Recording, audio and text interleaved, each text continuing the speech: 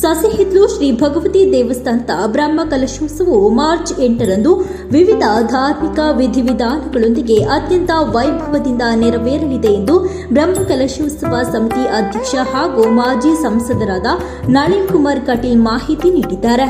ಹಾಗಾಗಿ 4ನೇ ತಾರೀಕು ಇಲ್ಲಿಯ ಬ್ರಹ್ಮ ಕಲಶದ ಕಾರ್ಯಗಳು ಪ್ರಾರಂಭ ಆಗ್ತವೆ. 4ನೇ ತಾರೀಕು ಬೆಳಿಗ್ಗೆ ಲಕ್ಷ್ಮೀನಾರಾಯಣ ಆಸರಣರ ನೇತೃತ್ವದಲ್ಲಿ ದೀಪ ಪ್ರಜ್ವಲನೆ ಜೊತೆಗೆ ನಮ್ಮಲ್ಲಿ ಉಗ್ರಾಣ ಮುಹೂರ್ತ ಪ್ರಾರಂಭ ಆಗ್ತದೆ. ಆವತ್ತೇ 9 ಗಂಟೆಗೆ ನಮ್ಮ ಪಕ್ಕದಲ್ಲಿರ್ತಕ್ಕಂಥ ಜ್ಞಾನಶಕ್ತಿ ಸುಬ್ರಹ್ಮಣ್ಯ ದೇವಸ್ಥಾನದ ಅಲ್ಲಿಂದ ಇಲ್ಲಿಗೆ ಹೊರೆಕಾಣಿಕೆ ಮತ್ತು ಮಹಾಲಿಂಗೇಶ್ವರ ದೇವಸ್ಥಾನ ಇದರ ಮಧ್ಯೆಯಿಂದ ಇಲ್ಲಿಗೆ ಹೊರೆಕಾಣಿಗೆ ಹಸಿರುವಾಣಿ ಮೆರವಣಿಗೆ ಪ್ರಾರಂಭ ಆಗ್ತದೆ. ಆವತ್ತಿಂದ ನಮ್ಮ ಬ್ರಹ್ಮಕಲಶಗಳು ಪ್ರಾರಂಭ ಆಗ್ತದೆ.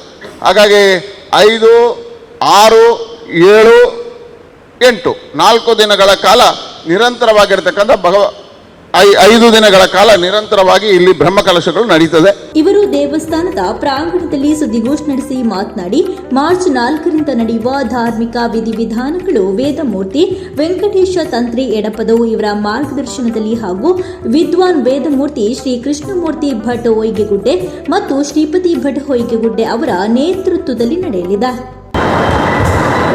ಹಾಗಾಗಿ ನಮ್ಮಲ್ಲಿರ್ತಕ್ಕಂಥ ಆಗಮ ಇರ್ಬೋದು, ವೈದಿಕ ಇರ್ಬೋದು, ಪ್ರಕ್ರಿಯೆಗಳಲ್ಲಿ ಪ್ರಕ್ರಿಯೆಗಳಿರ್ಬೋದು, ಇದರಲ್ಲಿ ಆಗಮವಾಗಿರ್ತಕ್ಕಂಥ ಕೆಲವು ದೇವಸ್ಥಾನಗಳಿದ್ದಾವೆ. ಅದರಲ್ಲೂ ವಿಶೇಷವಾಗಿ ನಮ್ಮ ಜಿಲ್ಲೆಯಲ್ಲಿ 3 ರೀತಿಯ ದೇವಸ್ಥಾನಗಳನ್ನು ನಾವು ಕಾಣ್ತೀವಿ.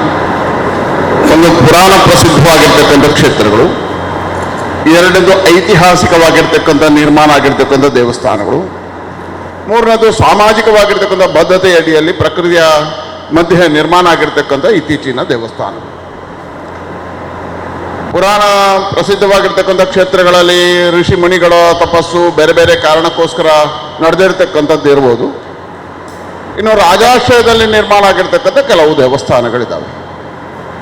ಹಾಗಾಗಿ ಇತಿಹಾಸ ಪ್ರಸಿದ್ಧವಾಗಿರ್ತಕ್ಕಂಥ ಕ್ಷೇತ್ರಗಳಲ್ಲಿ ಬಪ್ಪನಾಡು ದುರ್ಗಾ ಪರಮೇಶ್ವರಿ, ಈ ರೀತಿಯ ಕಟೀಲು ಇರ್ಬೋದು, ಬೇರೆ ಬೇರೆ ದೇವಸ್ಥಾನಗಳು ಉಲ್ಲೇಖಗಳು ಸಿಗ್ತವೆ. ಅದರಲ್ಲಿ ಭಗವತಿ ಕ್ಷೇತ್ರವು ಒಂದು. ಈ ಜಿಲ್ಲೆಗಳಲ್ಲಿ 2 ಜಿಲ್ಲೆಗಳಲ್ಲಿ ಸುಮಾರು 18 ಭಗವತಿ ಕ್ಷೇತ್ರಗಳಿದ್ದಾವೆ. ಇದು ಸೇರಿ 18 ಭಗವತಿ ಕ್ಷೇತ್ರಗಳಿದ್ದಾವೆ. ಆಗಮ ಪರಂಪರೆ ಮತ್ತು ದೈವಾರಾಧನೆಯ ಪರಂಪರೆ, ಜನಪದೀಯವಾಗಿರ್ತಕ್ಕಂಥ ಪರಂಪರೆ ಅಂತ ಹೇಳ್ಬೋದು. ಈ 2 ಪರಂಪರೆಗಳ ಆರಾಧನೆ ಇರತಕ್ಕಂಥ ಒಂದು ಕ್ಷೇತ್ರ ಅದು ಭಗವತಿ ಕ್ಷೇತ್ರ ಸಸಿಹಿತ್ಲು.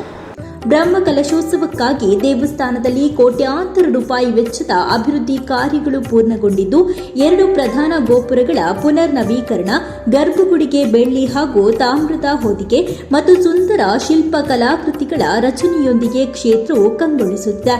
ಭಕ್ತರ ಅನುಕೂಲಕ್ಕಾಗಿ 10 ಎಕರೆ ವಿಸ್ತೀರ್ಣದ ಪಾರ್ಕಿಂಗ್ ವ್ಯವಸ್ಥೆ, ಅಶಕ್ತರಿಗೆ ಇವಿ ವಾಹನ ಸೌಲಭ್ಯ ಹಾಗೂ ಪ್ಲಾಸ್ಟಿಕ್ ಮುಕ್ತ ಪರಿಸರದಲ್ಲಿ ನಿರಂತರ ಅನ್ನ ಸಂತರ್ಪಣೆಯ ವ್ಯವಸ್ಥೆ ಮಾಡಲಾಗಿದೆ ಎಂದರು.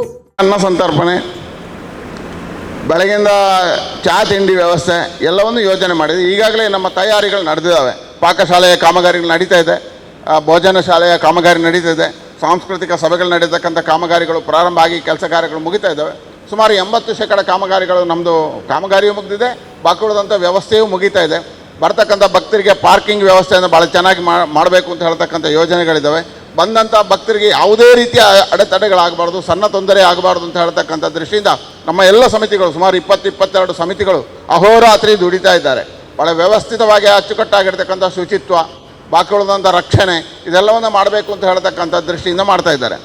ಹಾಗಾಗಿ ಒಂದು ವ್ಯವಸ್ಥಿತವಾಗಿರ್ತಕ್ಕಂಥ ಬ್ರಹ್ಮಕಲಶ ಆಗುತ್ತೆ. ಇದರ ಜೊತೆಗೆ ಒಂದಷ್ಟು ಕುಂಕುಮಾರ್ಚನೆಗೆ ಬರ್ತಕ್ಕಂಥವರಿಗೆ ಒಂದು ಮಾರ್ಗಸೂಚಿಯನ್ನು ಮಾಡಿದ್ದೇವೆ. ಬರ್ತಕ್ಕಂಥ ಮಹಿಳೆಯರೆಲ್ಲರೂ ಸೀರೆಯಲ್ಲಿ ಬರಬೇಕು, ಚೂಡಿದಾರ ಅಥವಾ ಇನ್ನಿತರ ಯಾವುದೇ ಆಗುವುದಿಲ್ಲ, ತಿಲಕವನ್ನು ಇಟ್ಟು ಬರಬೇಕು, ಪೂಜೆಯಲ್ಲಿ ಭಾಗವಹಿಸಬೇಕು ಅಂತ ಹೇಳ್ತಕ್ಕಂಥ ವಿನಂತಿ ಇದೆ.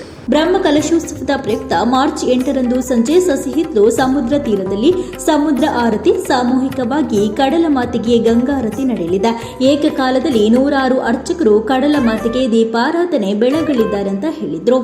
ವಿಶೇಷವಾಗಿ ಒಂದು ದಿನ ಚಕ್ರವರ್ತಿ ಸೂಲಿಬೆಲೆಯವರ ನೇತೃತ್ವದಲ್ಲಿ ಗಂಗಾರತಿಯನ್ನು ಮಾಡತಕ್ಕಂಥ ಒಂದು ದೊಡ್ಡದಾಗಿರ್ತಕ್ಕಂಥ ಕಾರ್ಯಕ್ರಮವನ್ನು ಇದರಲ್ಲಿ ಜೋಡಿಸಿದ್ದೇವೆ. ಹಾಗಾಗಿ ಇಲ್ಲಿರ್ತಕ್ಕಂತಹ ಭಗವತಿಯ ಸಾನ್ನಿಧ್ಯದಲ್ಲಿ ತೀರ್ಥಕ್ಷೇತ್ರದ ಪರಿಕಲ್ಪನೆ ಅಡಿಯಲ್ಲಿ ಗಂಗಾರತಿಯ ಯೋಜನೆಗಳನ್ನು ಮಾಡಿಕೊಂಡು ಒಂದು ವಿಶಿಷ್ಟವಾಗಿರ್ತಕ್ಕಂಥ ಸಾಂಸ್ಕೃತಿಕ ಜೊತೆಗೆ ಜೋಡಿಸ್ತಕ್ಕಂಥ ಕೆಲಸ ಕಾರ್ಯಗಳಾಗಿದ್ದಾವೆ. ಹಾಗಾಗಿ ವಿಭಿನ್ನ ರೀತಿಯಲ್ಲಿ ವಿಶಿಷ್ಟ ರೀತಿಯಲ್ಲಿ ಸಮಾಜದ ಎಲ್ಲ ಬಂಧುಗಳನ್ನು ಜೋಡಿಸಿಕೊಂಡು ಒಂದು ವಿಶಿಷ್ಟವಾಗಿರ್ತಕ್ಕಂತಹ ಕೆಲಸ ಈ ಬಾರಿ ಭಗವತಿ ಕ್ಷೇತ್ರದಲ್ಲಿ ಆಗಬೇಕು ಅನ್ನತಕ್ಕಂಥದ್ದಿಂದ ಎಲ್ಲ ಜನರ ಸಹಕಾರದಿಂದ ಎಲ್ಲ ಜನರ ಮಾರ್ಗದರ್ಶನದಲ್ಲಿ ಯೋಜನೆಗಳಾಗಿದ್ದಾವೆ. ಇನ್ನು ಈ ಸುದ್ದಿಗೋಷ್ಠಿಯಲ್ಲಿ ಬ್ರಹ್ಮಕಲಶೋತ್ಸವ ಸಮಿತಿಯ ಕಾರ್ಯಾಧ್ಯಕ್ಷರಾದ ವಾಮನ್ ಇಡ್ಯ, ಪ್ರಧಾನ ಕಾರ್ಯದರ್ಶಿಯಾದ ರಮೇಶ್ ಬಂಗೇರ, ಆಡಳಿತ ಮುಕ್ತೇಸರರಾದ ಚಂದ್ರಶೇಖರ ಬೆಲ್ಚಡ, ಪ್ರಧಾನ ಅರ್ಚಕರಾದ ಶ್ರೀನಿವಾಸ್ ಯಾನೆ ಅಪ್ಪು ಪೂಜಾರಿ, ಮಾತೃ ಸಮಿತಿ ಅಧ್ಯಕ್ಷೆ ಕಸ್ತೂರಿ ಪಂಜ ಸೇರಿದಂತೆ ಹಲವರು ಉಪಸ್ಥಿತರಿದ್ದರು.